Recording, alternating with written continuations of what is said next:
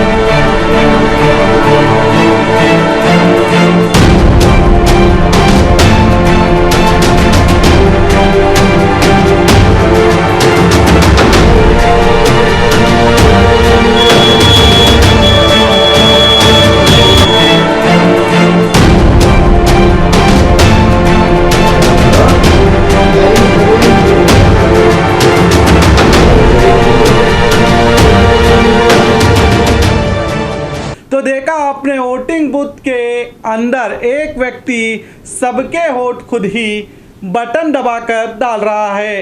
लोकतंत्र की धज्जियां उड़ाई जा रही है और ये लोकतंत्र का खून है। ये वीडियो देखें तो लगता है कि इस वोटिंग बूथ को पूरी तरह से गुंडों ने अपने कब्जे में लिया है और जो वोट दबा रहा व्यक्ति है वो भी गुंडा होगा।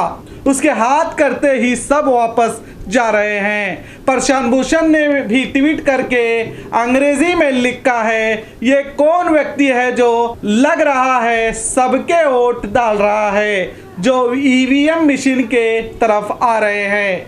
ऐसे कई ट्वीट्स किए गए हैं सोशल मीडिया पर।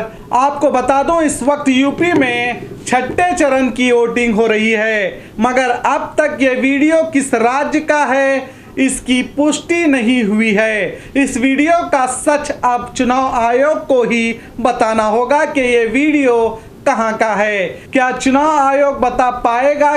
क्या इन पर कार्रवाई होगी?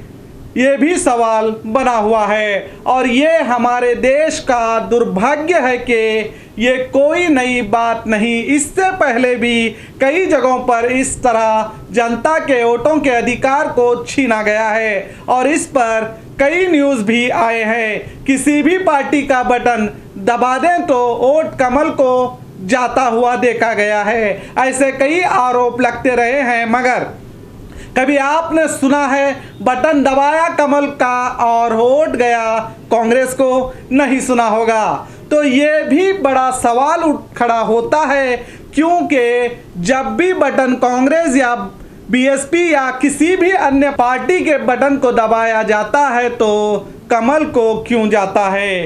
ये देश की जनता और इलेक्शन कमिश्नर को सोचना चाहिए। वोट की ताकत को जानो कहलाने वाली सरकारें ही जब जनता का जो एक ही अधिकार है उनका वोट, उसे भी छीनने में लगी हैं तो सोचिए ये कैसी डेमोक्रेसी है।